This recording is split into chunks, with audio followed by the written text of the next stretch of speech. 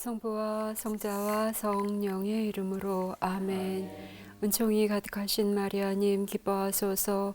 주님께서 함께 계시니 여인 중에 복되시며 태중의 아들 예수님 또한 복되시나이다. 천주의 성모 마리아님 이제와 저희 죽을 때 저희 죄인을 위하여 빌어주소서. 아멘. 지혜 이모여 저희를 위하여 빌어주소서.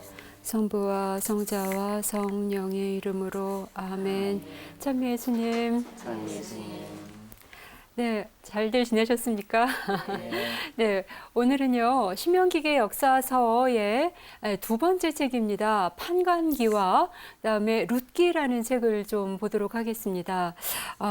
지난 시간에 여호수아기에 대해서 이렇게 저희가 좀 봤는데요.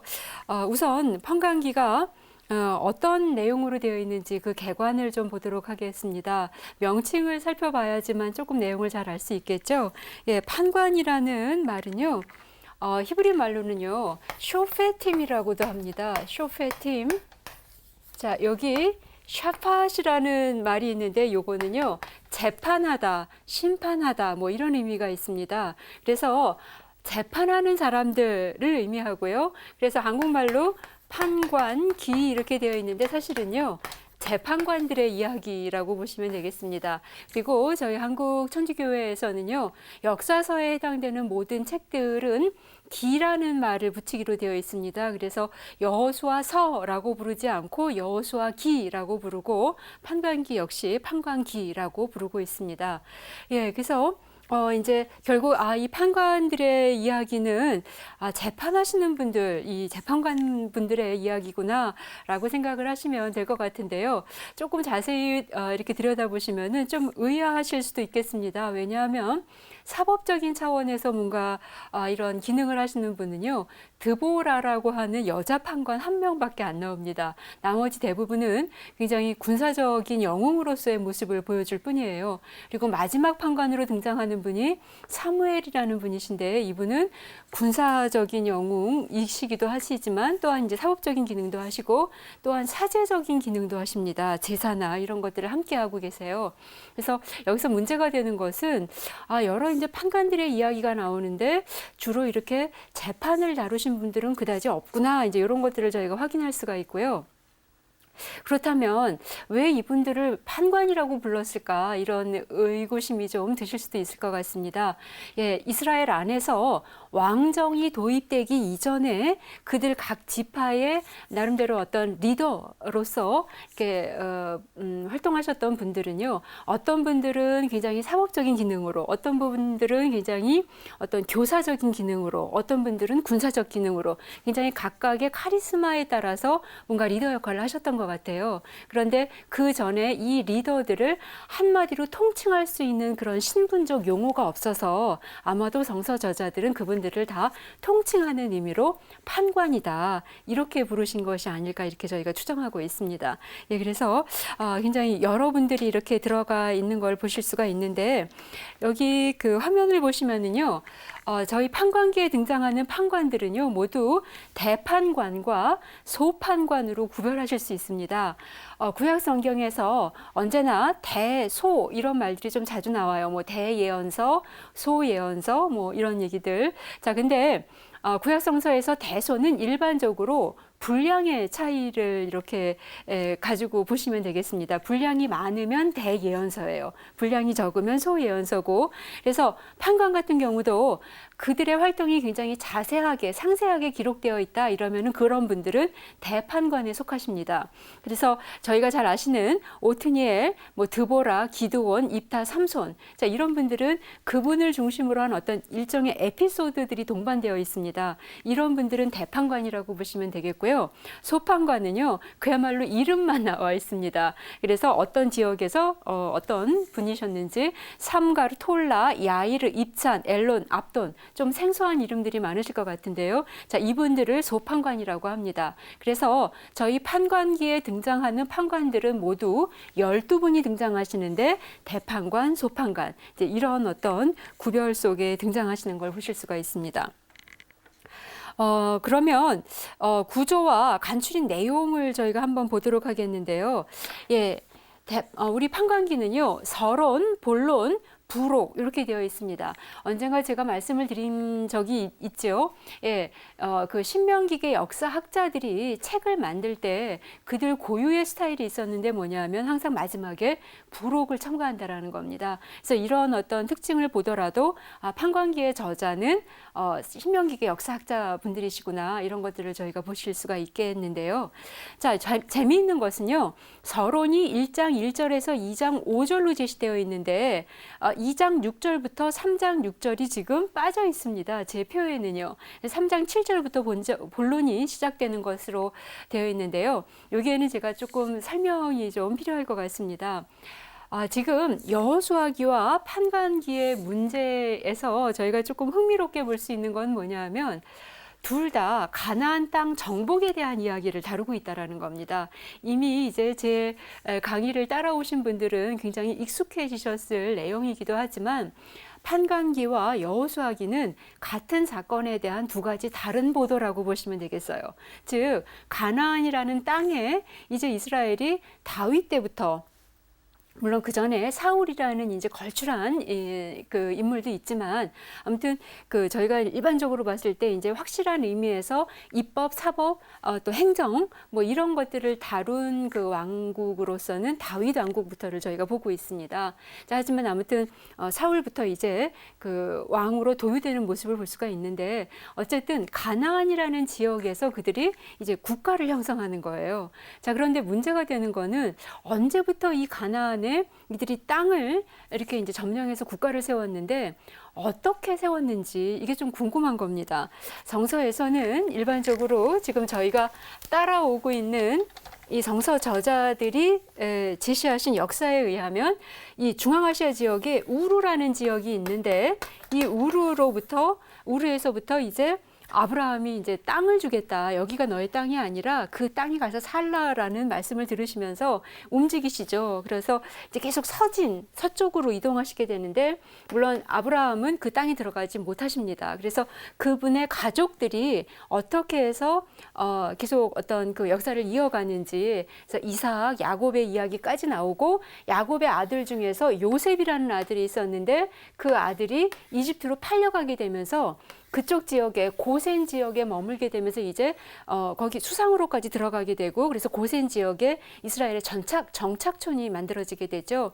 자, 이러면서 이제 시간이 조금 흘러서 이제 모세 이야기로 등장합니다. 그죠? 그래서 모세가 여러 사람들을 규합하면서 하나의 민족을 형성했다. 그래서 빠져나와서 그들이 빠져나온 이유는 뭐냐면 하느님과 계약을 맺기를 원하셨다라는 것이고 계약의 선물로 주셨다는 것이 뭐냐면 땅을 주셨다라는 거죠. 그래서 그 땅으로 이동하는 과정이 탈출기, 레위기, 민수기, 신명기까지의 이야기였습니다. 자, 그런데 이제 모압이라는 곳에서 이 가나안을 보면서 모세가 이제 돌아가시게 되죠. 그러면서 이제 여호수아에게 이제 승계를 하게 되는데요. 여호수아가 이제 이 땅을 정복하는 이야기가 여호수아기였습니다. 그런데 여호수아기는요, 아주 재미있는 백전백승의 어떤 영웅담이에요. 싸우기만 하면 항상 이깁니다. 한 번 이제 조금 그 지는 경우가 있는데 나중에 다시 이제 이기게 되죠. 그래서 여호수아가 제시하는 가나안 정복의 모습은 일종의 정복설이라고 합니다. 정복설. 컨퀴스트라고 하죠. 그래서 싸워서 완전히 다 이렇게 제압을 했다라는 거예요. 자, 그런데 판관기는요, 같은 이야기를 다르게 보도하고 있습니다. 뭐라고 얘기하냐면 이런 대대적인 전투는 없었다라고 보는 거예요. 오히려 아주 사소하고 이렇게 그냥 작은 어떤 그런 갈등들 안에서 이스라엘 민족은 이들 안에서 침투되어 갔다. 침투설이라고 합니다. 그래서 인필트레이션이라고 하는데요. 조금씩 젖어가는 거예요. 이렇게. 그래서 이제 이 가나안 땅에 다윗 왕국이 들어서는 건 분명한데 어떻게 들어가게 됐느냐에 대해서는 학자들마다 굉장히 많은 가설이 있습니다. 자, 근데 일단 성서가 이야기하는 두 가지 가설은 여호수아기는 정복설, 싸워서 완전히 이겨가지고 다 정복한 다음에 여호수아가 여기 12지파를 행정 분할하는 예언까지 여호수아기에 나오거든요. 자, 그런데 판관기에서는 이미 분할까지 다 해서 행정 조직을 다 짜놨는데 판관기는 다시 싸우는 이야기가 나오는 거예요.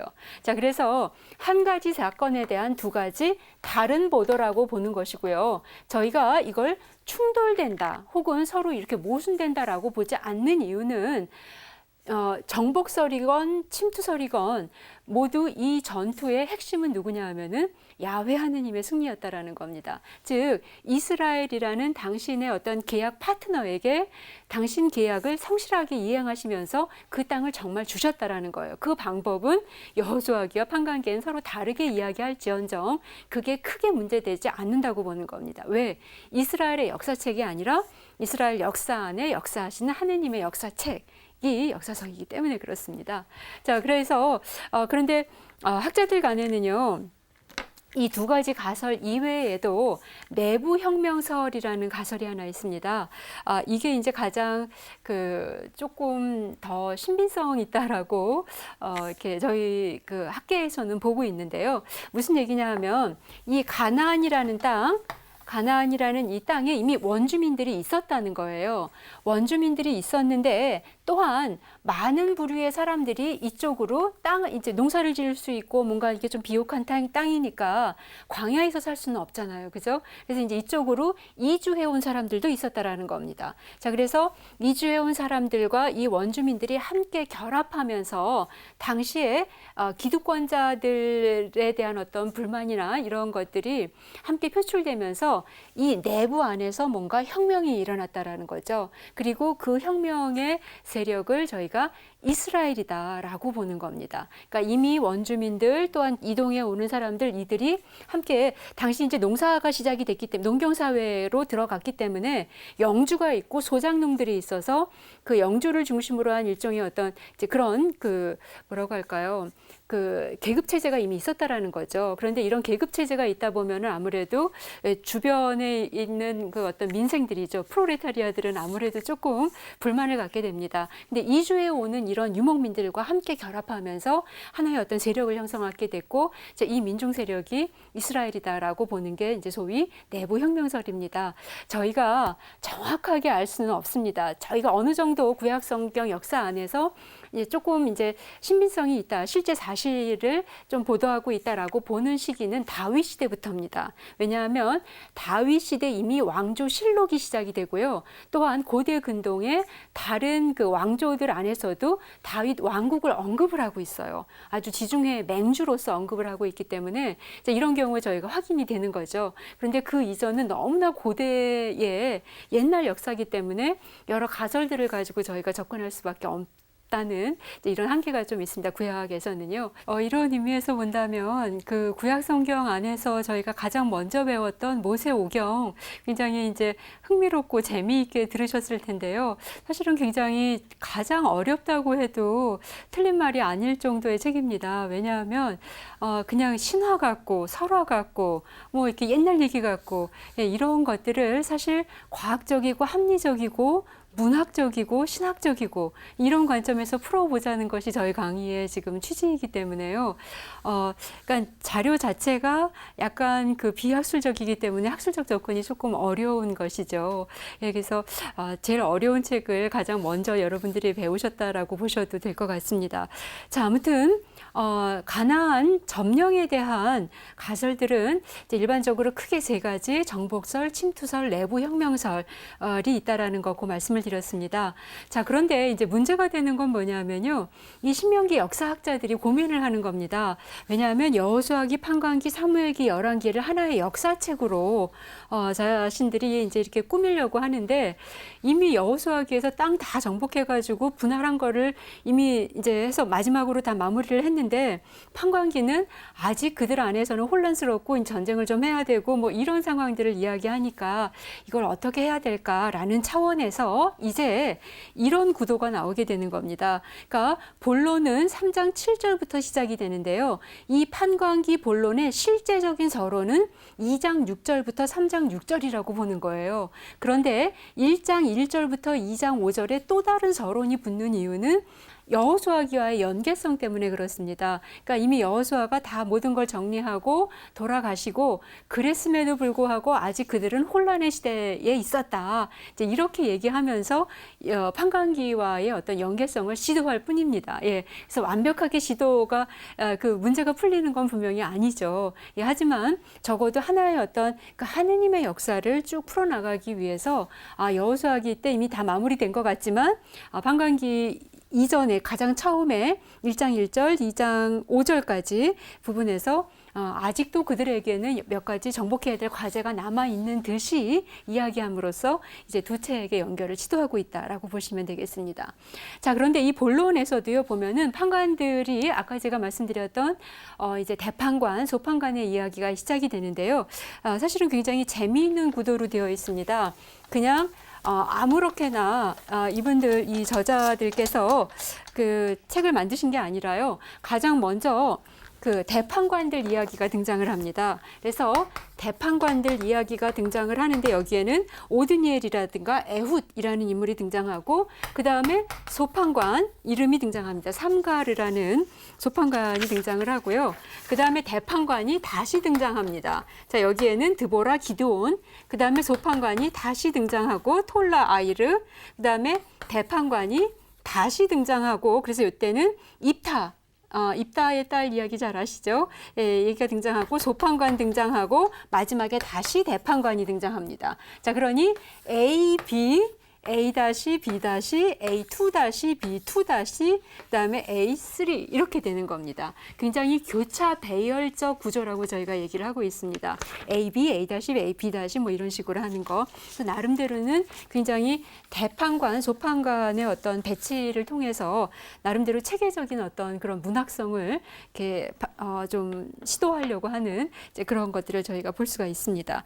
자, 이런 것이 지금 판관기의 내용으로 되어 있고요. 부록 같은 경우 두 개의 설화 이야기가 등장하는데 단 지파의 이주, 그다음에 베냐민 지파의 만행 이렇게 되어 있습니다.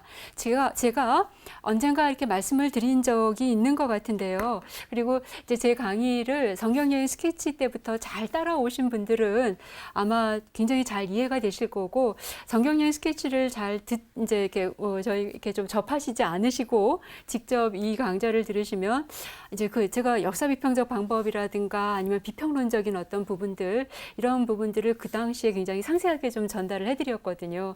근데 그것이 전제되어야지만 구약 성경의 이 복잡한 문학적 문제들을 저희가 풀 수가 있습니다.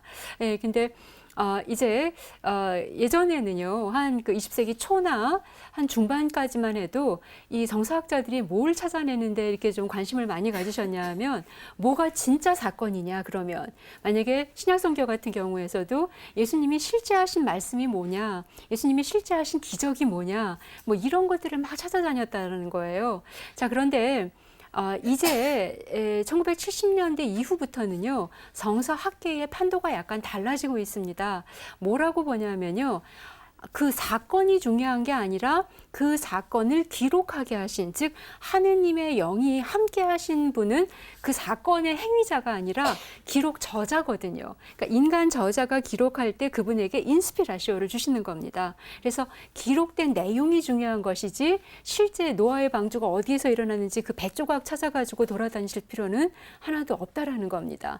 자, 근데 노아의 방주가 의미하는 그 신학적인 의미를 찾아가는 것, 이게 이제 성서 해석학의 가장 중요한 부분이 되겠죠. 예, 그래서 이제 이렇게 보는 거죠. 어떤 사건이 실제 사건이냐 이걸 물어보는 것은 그다지 의미가 없다라고 봅니다.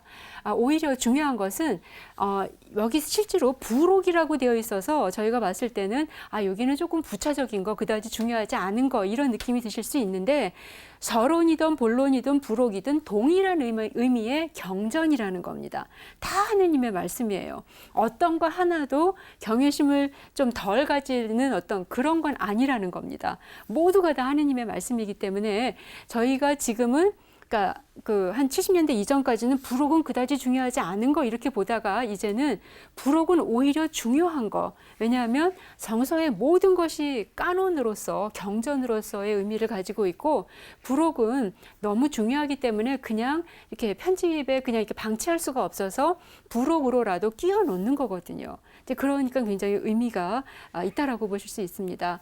여기 같은 경우 단지파 이야기가 먼저 등장을 하는데 이스라엘의 12지파 중에서 단지파는 남쪽에 자리를 잡고 있다가 북쪽으로 이주한 지파입니다. 그래서 이제 그런 특징을 지금 얘기하고 있는데 왜 하필이면 단지파 이야기를 얘기하냐 하면 판관들 이야기에서 가장 마지막에 등장하는 게 삼손이라는 인물이고 삼손은 단지파 출신입니다. 그래서 서로 연계성이 있다라고 보기 때문에 단지파의 이야기를 이제 바로 연결시켜서 얘기를 해놓는 거예요. 그리고 베냐민 지파의 만행이라는 거는 뭐냐면 그 이제 레위라는 사람이 나오고 그의 어떤 부인의 이야기가 나오죠.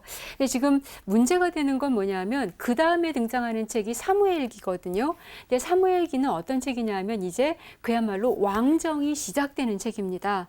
그렇다면 여기서 저희가 질문할 수 있는 것은 이전에 지파 동맹 체제에 어떤 균열이 있었기에 정치 패턴이 바뀌었을까? 프레임이 바뀌는 거거든요.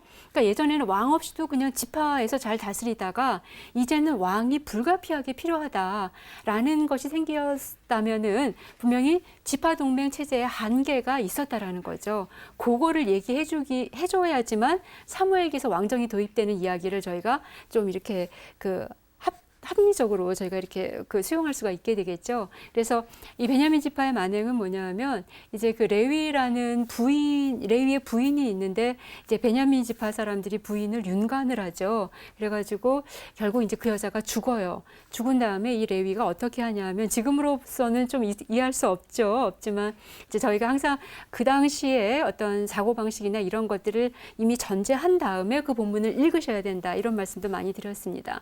그래서 이제 조금 어떤 행위를 하냐면 레위가 자기 부인의 시신을 12동강을 내죠. 그래서 각각의 지파마다 다 보냅니다. 이게 어떤 의미가 있느냐 하면 이제 지파는 동맹은 깨졌다. 이제는 새로운 정치 패턴이 필요할 수밖에 없다. 이런 어떤 굉장히 상징적인 사건이다라고 보시면 될 것 같습니다. 그래서 요거를 배치해놔야지만 이제 사무엘기에서 불가피하게 왕정이 들어서는 이야기를 자연스럽게 할 수 있기 때문에 그래서 부록으로라도 배치해 놓는 겁니다. 자, 그래서 이런 구도로 전개되는 걸 볼 수가 있습니다. 자, 그러면 이 판관기라는 이 책이 어떻게 해서 편집됐을까? 아까 굉장히 대판관, 소판관, 대판관, 소판 이런 어떤 체계적인 구도도 좀 말씀을 드렸는데 어떤 식으로 편집되었을까 저희가 한번 추정을 해보도록 하겠습니다. 자, 우선은요, 이제 본래적인 판관기에 여러 이제 그 판관들의 이야기, 영웅담들이죠. 이런 것들이 다 이제 수집이 됐을 거라고 봅니다. 그리고 여기에 소판관들은 이야기가 들어가는 게 아니라 그들의 어떤 출신, 이름, 뭐 이런 것만 나온다고 말씀드렸잖아요. 그래서 이 대판관과 소판관의 이야기가 서로 엮이게 되는 그런 단계가 아마 처음에 있었을 거라고 보고요. 두 번째는 이겁니다. 이 여러 영웅담들의 이야기를 하나의 어떤 통일성을 갖춘 체제에서 새롭게 재구성을 하게 되는데 소위 역사서 아닙니까? 그죠? 판관기도. 중요한 것은 이제 그 신명기의 역사학자분들이 중요하게 여겼었던 부분은 뭐냐면 하느님께서 역사를 어떻게 끌어가시는가. 즉, 영웅의 이야기를 소개하는 거 여기에는 관심이 없습니다. 이 영웅들을 통해서 하느님은 이스라엘 역사를 어떻게 운영하고 경영하고 계시는지 요거를 보고 싶었던 거죠. 그래서 그 사관에 맞추어서 영웅담들이 재편집이 된다라는 겁니다. 자, 근데 여기서 그들이 본 역사의 구도는 뭐냐면요. 죄, 징벌, 그 다음에 회개, 구원 이런 도식으로 시작이 계속해서 순환이 됩니다. 즉 뭐냐 하면요. 제가 예전에 그 창세기에 설명드리면서 아마 말씀드렸던 것 같아요. 성경이 제시하는 죄가 뭡니까? 이런 말씀을 드렸고 하느님 없이 사는 거. 예, 하느님을 계약의 파트너로 저희는 생각하고 있는 거거든요. 그래서 그분이 지금 이 시간과 이 공간과 내 모든 삶의 주인이고 너이기 때문에 너와 함께 기대지 않으면 살 수 없는 게 우리입니다. 그런데 그 너를 망각하는 게 죄거든요.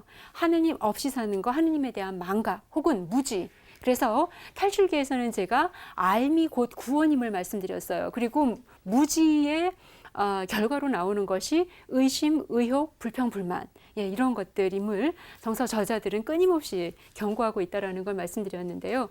이스라엘이요, 어떤 상황이 되냐면 이제 뭐 만사가 좀 편안했을 때, 이렇게 좀 그냥 안정적이고 뭐 이런 상황이 됐을 때 인간이라면 누구나 예외 없이 받게 되는 도전이 뭐냐면 하느님에 대한 망각입니다. 그분을 간절히 부르지 않아도 그냥 살 것 같은 거예요. 자, 그런데 도둑질을 해서야만 그게 죄가 아니라 하느님을 기억하지 않았기 때문에 나오는 게 그런 도둑질이나 거짓말이나 뭐 이런 거거든요. 그래서 이제 결국 이스라엘도요, 하느님을 잊고 사는 상태, 즉 죄의 상태가 발생을 한다라는 겁니다.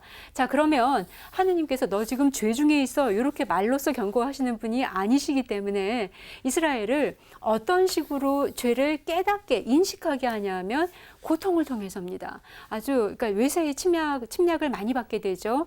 예, 그래서 이제 뭐 어느 부족이 이제 이스라엘을 이제 그러니까 침범을 하게 되고 뭐 그래서 그들이 이제 뭐 이렇게 굉장히 힘들게 되고 이제 전쟁에서 지게 되고 뭐 이런 상황이 되는 거죠.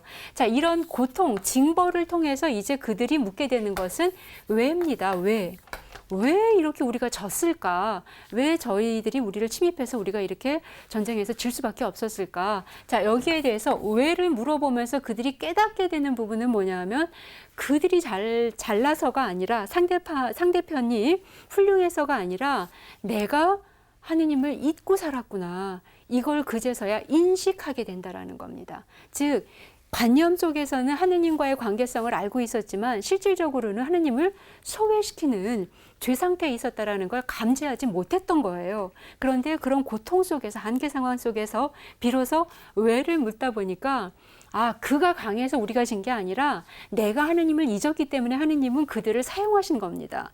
예, 그래서 이런 어떤 그 상황을 깨닫게 되고 이제 그러면서 나오게 되는 게 회개입니다. 회개. 많은 분들이 회개 그러면 죄 짓지 않는 거 이렇게 생각을 하시는데, 예, 그러면 본질적인 회개의 의미는 뭐겠습니까? 하느님을 다시는 소외시키지 않는 거겠죠. 그리고 하느님을 알아들이는 겁니다. 알매 부족, 즉 무지, 망각이 죄였기 때문에요. 그래서 저희는 회개를 인식 지평의 확대 라고 이야기합니다. 인식 지평의 확대. 왜냐하면 지금까지는 하느님 없이 그냥 내가 이렇게 판단해가지고 내가 이렇게 사나보다 이렇게 자기식으로 인식을 하고 있었던 거예요. 그런데 고통 속에서 이제 회개는 어디에서 발생을 하냐면 하느님을 소외시켰구나. 이걸 깨닫는 거. 인식 지평이 확대되는 거죠. 이제 하느님을 보시게 되는 거잖아요. 자, 요거를 본질적 의미에서의 회개. 라고 하는 겁니다. 자, 그래서 이제 이스라엘이 내가 하느님을 소외시키는 삶을 살았구나, 계약에 충실하지 못했구나, 이것을 인식 지평의 확대를 통해서 알게 되면서 이제 회개가 발생을 하고 그때 하느님이 하시는 게 판관을 임명합니다. 이제 그들의 어떤 구원자, 당신의 도구를 임명을 하는 거예요. 그래서 이제 판관에 의해서 이제 군사적인 어떤 해결을 통해서 이제 이스라엘은 평온한 상태로 들어가게 되죠. 이게 구원입니다. 자, 그래서 구원의 상태가 지속이 되다 보면 이제 다시 돌아가는 게 뭐냐 하면 또 죄를 짓는다는 거예요. 예, 편안하니까. 그래서 이제 이런 어떤 네 가지 구도의 계속적인 연속, 순환으로 보는 것이 인간의 역사라고 보는 게 이제 신명기 역사학자들의 어떤 특징입니다. 자, 그래서 이 구도에 맞추어서 대판관과 소판관의 이야기가 다시 재편된다라고 보시면 되겠어요. 자, 그리고 마지막에는 이제 여호수아기와의 연결 때문에 서론 부분이 마지막에 쓰여지게 되고 또한 부록 부분도 사무엘기와의 연결성 안에서 또한 쓰여진다라고 저희가 추정을 하고 있습니다. 자, 그러면 이제 이 판관기라는 책이 가지고 있는 신학적 주제에 저희가 이런 여러 가지 비평법들을 사용해서 저희가 좀 이렇게 비평적으로 크리틱하게 보는 이유는 왜 하느님께서는 어떤 신학적인 내용을 메시지를 저희에게 전달하시기 위해서 이런 본문, 이런 작품을 완성하셨는지, 그래서 신학적 주제는 저희들한테 가장 중요한 부분이라고도 할 수 있겠습니다. 예, 근데 결국 판관기에서 이 기라성 같은 판관들을 통해서 하느님이 이야기하시는 첫 번째는 뭐냐면요, 역사의 주인은 하느님이시라는 겁니다. 예, 영웅이 아니에요. 예, 그 어떤 영웅도 세상을 바꾸게 할 수는 없습니다. 하느님이 그를 이용하실 뿐이라는 거죠. 예, 그래서 역사의 주인은 이제 하느님 자신임을 이야기하시는데요. 특별히 이런 장면들이 많이 나옵니다. 이제 그 이스라엘이 이제 고통 속에 들어가는 이제 군사적 영웅이 필요할 수밖에 없는 아주 그 정치적으로 이제 열세에 몰리게 되는 이제 이런 상황에서 주님께서는 이스라엘에게 진노하셨다. 이런 말이 나옵니다. 그러니까 상대방의 그 라이벌 관계에 있었던 그 상대방의 어떤 장군이나 왕이 진노하는 게 아니라 사실은 하느님이 진노하셨다라는 거예요. 그래서 결국 그 이런 표현도 아주 많이 나오는데요. 야훼께서 그들을 누구누구에게 넘기셨다. 이런 말이 나옵니다. 이건 아주 중요한 여러분들이 정서를 읽으시고 또 신앙생활 또 영성생활 하시면서 늘 머릿속에 있으셔야 되는 부분인데요. 나에게 오는 여러 가지 고통들, 이제 A가 B 때문에 고통을 당한다고 합시다. 이제 이게 만약에 이스라엘이고, 이제 이 B는 다른 어떤 그 외적들입니다. 그죠? 자, 그래서 이들이 이스라엘을 점령하는 어떤 이런 구도가 끊임없이 제시되고 있는 것이 이제 판관기라고 저희가 볼 수가 있는데, 그래서 이제 근데 저희들도 사실은 저희에게 뭔가 억압이 되고 고통이 되는 어떤 상대방이 늘 있기 마련 아니겠습니까? 그죠? 그래서 그가 나보다 뭐 이렇게 좀 힘이 더 파워가 더 컸을 때 아니면 더 높은 사람이었을 때 뭐 이랬을 때 나의 고통은 이제 몇 배로 더 이제 그 가중되게 되죠. 자, 그런데 그래서 도덕 시간이나 윤리 시간에 배운 건 뭐냐 하면 나를 힘들게 하는 상대방을 위해서라도 그에게 조금 그래도 평화적인 어떤 관계를 개선하게 한다거나 교양 있게 행동한다거나 뭐 이런 것들을 배우게 됩니다. 자, 그런데 성서는요. 요 두 관계, A가 B라는 사람이 너무나 그 부당하게 A를 괴롭힐 때 B한테 굉장히 아주 사랑의 마음으로 그다음에 아주 좋은 의도로 이제 잘한다고 합시다. 그래서 굉장히 100점짜리 의인이에요, A. 그런데 요런 구도에서만 이야기한다면 아무리 그러니까 A에게 부당하게 하는 B를 사랑으로 다가갔다 하더라도 A의 태도에는 문제가 있다고 봅니다. 왜냐하면 여기에서 지금 부재하고 있는 존재가 누굽니까? 하느님입니다. 하느님. 즉 하느님 없이 사는 것이 죄라고 말씀드렸고요.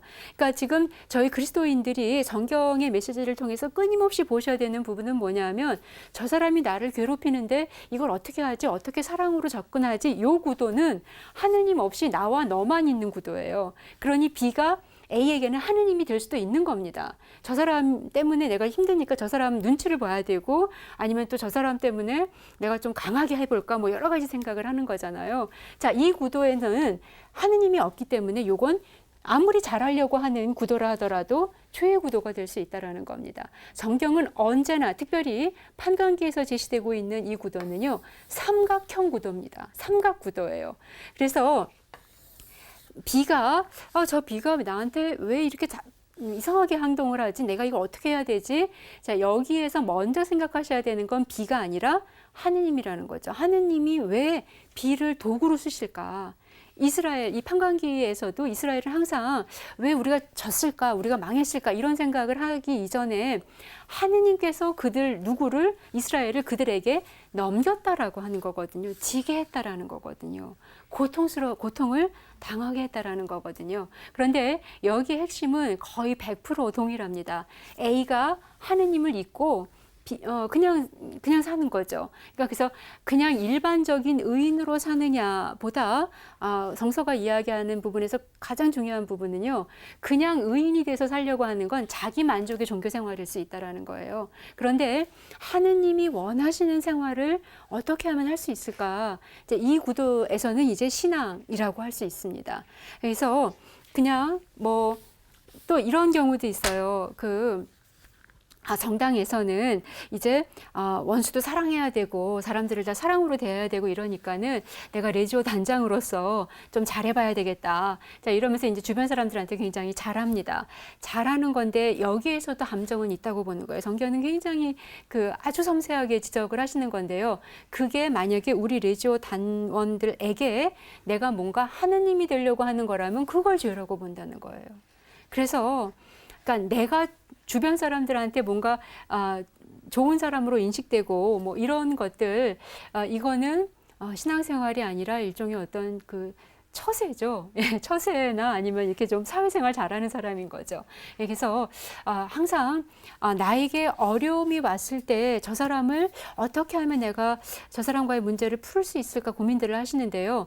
그 여력을 먼저 어디에 쓰셔야 되냐 하면 내가 하느님 앞에서 반성해야 되는 부분이 무엇인가, 뭐 때문에 하느님이 이런 사건을 허락하시는지 이걸 먼저 보셔야 된다라는 겁니다. 그래서 나에게 다가오는 고통이 하느님이 뭔가 이렇게 악보다 세력이 약하셔가지고 고통이 다가온 게 아니라 오히려 정서는 하느님은 고통까지도 이용하시는 분, 악까지도 이용하시는 분이라고 설명하고 있는 겁니다.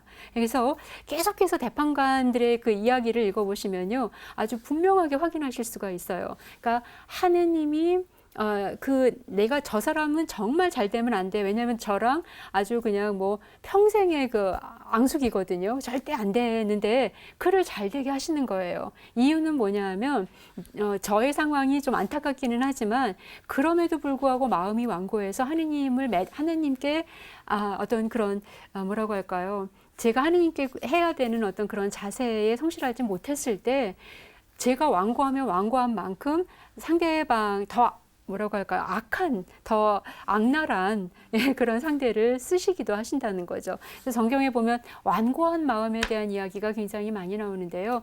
이겁니다. 그러니까 둔한 마음이에요. 그러니까 어떤 사건에서나 다 하느님의 사인을 읽어내셔야 되는데 그건 안 보고 저 사람하고 어떻게 해결을 해야 되나, 이 사건을 어떻게 해결해야 되나, 이런 것들 안에서는 문제가 해결되지 않는다라는 겁니다.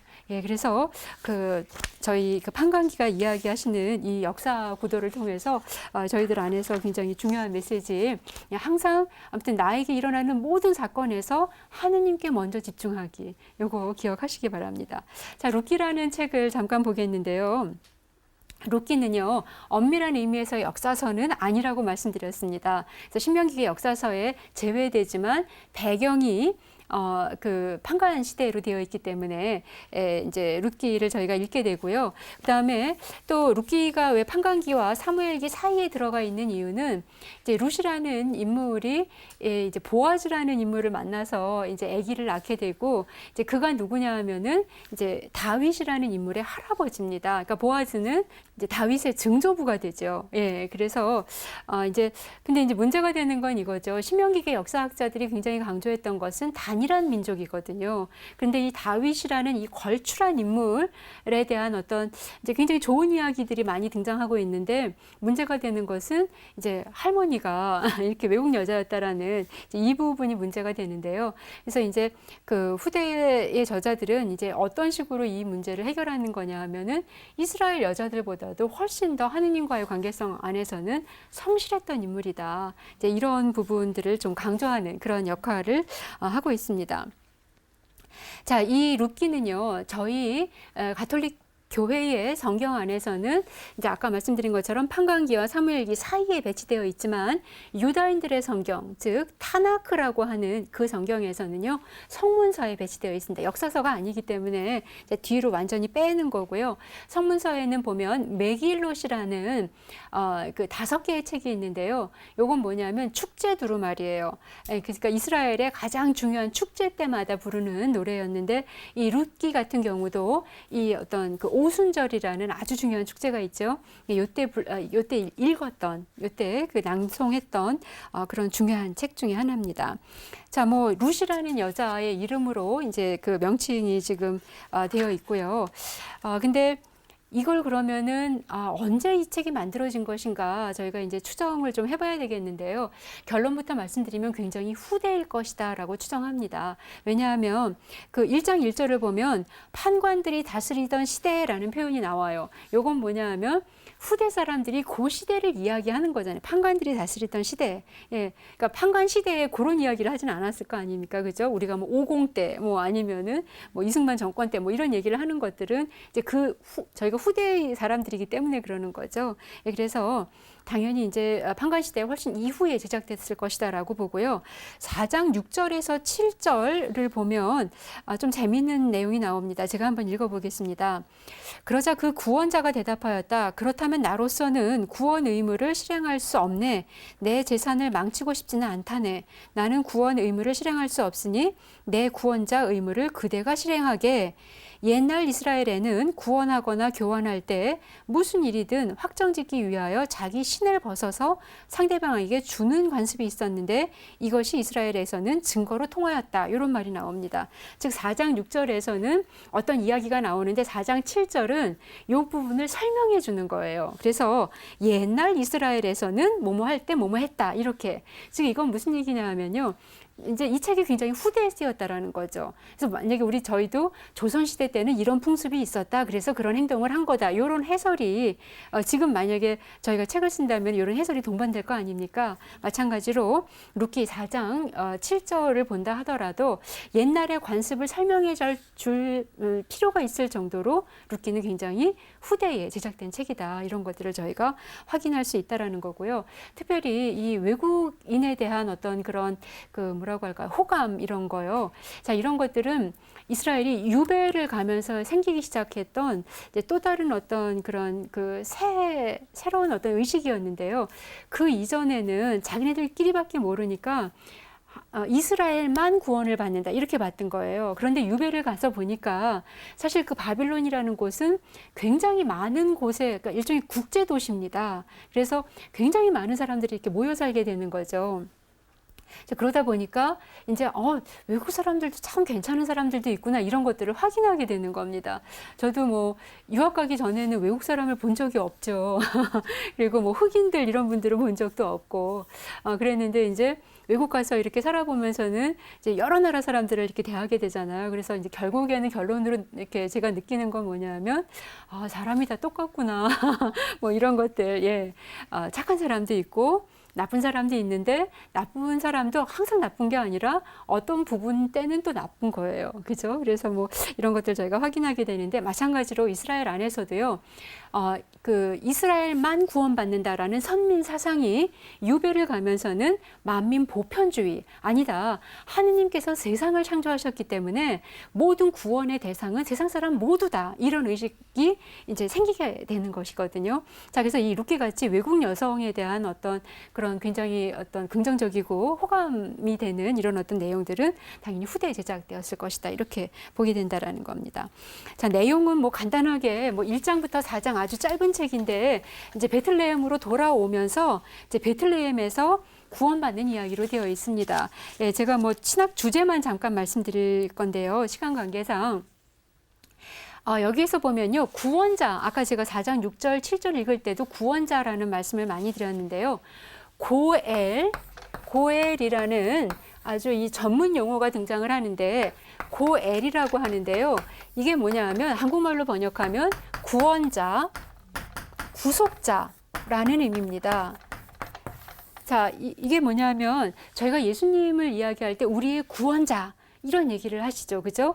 예, 근데 이제 그 룻이 어떤 상황이었냐면 남편이 없는 상황이에요. 이건 뭐냐면 주인이 없어졌다는 얘기입니다. 그러니까 왜냐하면 제가 그 유다인들의 결혼 풍습 잠깐 말씀드렸죠. 남편이 사오기 때문에 남편이라고 부를 때도 있지만 주인이라고 부를 때도 많거든요. 남편을 부를 때 뭐 우리 남편 이렇게 하는 게 아니라 우리 주인님 이렇게 부르는 건데요. 이건 뭐냐면 이제 그녀에게 그 자기 아내에게 먹을 거, 입을 거, 의식주를 다 해결해 줘야 되는 의무가 있다라는 겁니다. 그런데 남편이 이제 돌아가시게 되는 경우 이제 나옴이라든가 룻이라든가 이들의 어떤 문제점은 뭐였냐면 아무도 의식주를 해결해 주지 못한다라는 거예요. 한번 생각해 보세요. 그냥 아무도 나를 후원해 주는 사람이 없어서 그냥 이렇게 길에 이렇게 그냥 우리가 나앉게 되어 있다면 이제 이때 굉장히 어려운 거죠. 근데 이때 누군가가 너에게 의식주를 해결해 주겠다라고 등장하는 사람을 고엘이라고 합니다.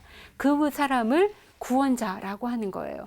결국 예수님께서 우리의 구원자가 되셨다라는 건 뭐냐면요. 결국 어디에서도 뭔가 이렇게 더 이상 생존하기 어려운 우리들을 그분께서 직접 돈을 지불하심으로써 이제 보아즈 같은 경우 이제 룻에게 그 구원자가 되는데요. 이제 그래서 이제 그녀의 모든 부분들을 사 드리는 겁니다. 예, 그래서 이제 그러니까 이제 이 구원이라는 게 어떻게 보면은 내가 진 모든 빚과 내가 해결할 수 없는 모든 상황을 어떤 사람이 갑자기 등장을 해가지고 내가 모든 것을 다 해결해 준다라고 했을 때 그분이 구원자가 되는 거거든요. 그래서 예수 그리스도를 저희의 구원자라고 얘기하는 그런 개념은 이제 룻기 안에서 굉장히 잘 이렇게 보실 수가 있게 됩니다. 그리고 또 숨어 계신 하느님에 대한 어떤 것도 보실 수가 있는데요. 항상 보면 우연하게 이렇게 룻이 그냥 룻이라는 여자는 그냥 열심히 살 뿐이에요. 네, 그런데 항상 우연이라는 어떤 장치를 통해서 그녀를 구원하십니다. 그래서 약자들의 구원자가 되어주시고 누구도 그 사람을 이렇게 보호해줄 수 없는 상황에서 내가 모든 것을 다 해준다. 내가 다 모든 것을 책임진다. 이제 이런 어떤 입장도 중요하고 그런 모습도 중요하고 또한 그런 것이 굉장히 이렇게 좀 숨어 계신 듯이 하시면서 이렇게 일을 하시거든요. 그러니까 판관기나 여호수아와 같이 뭐 아주 그냥 그 뭐라고 할까요? 그 두드러지는 어떤 그런 스타성 뭐 이런 것들이 이렇게 등장하지가 않습니다. 그냥 잔잔한 이야기일 뿐인데 이런 것들을 보실 수가 있고 그다음에 보편적인 구원 사상 아까 말씀드렸죠. 예, 외국 여자라 하더라도 하느님께서는 이렇게 소외시키시지 않는다라는 겁니다. 오히려 하느님과의 관계에 충실하려고 했을 때 그 모든 부분들을 이제 아우르시는 그래서 소위 만민 보편 구원 사상 이런 것들이 이제 확대되는 것을 볼 수가 있고요.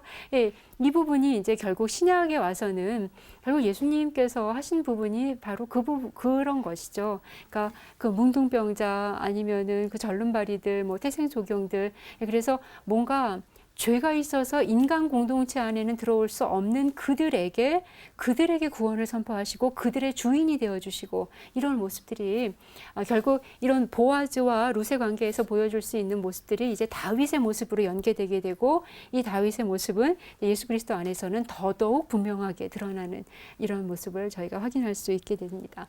자, 판관기와 그다음에 룻기 말씀드렸습니다. 저희 강좌가 시간을 딱딱 정해가지고 여러 책들을 보기 때문에 가장 중요한 것만 이렇게 좀 선별해서 이렇게 전달해 드리고 있습니다. 혹시 부족한 부분들은 제가 말씀드렸던 제 책 구약성경 통권 노트 그다음에 역사서라는 책을 동반하시면 조금 도움이 되시리라 생각합니다. 마치겠습니다. 성부와 성자와 성령의 이름으로 아멘. 영광이 성부와 성자와 성령께 처음과 같이 이제와 항상 영원히 아멘. 성부와 성자와 성령의 이름으로 아멘. 수고하셨습니다.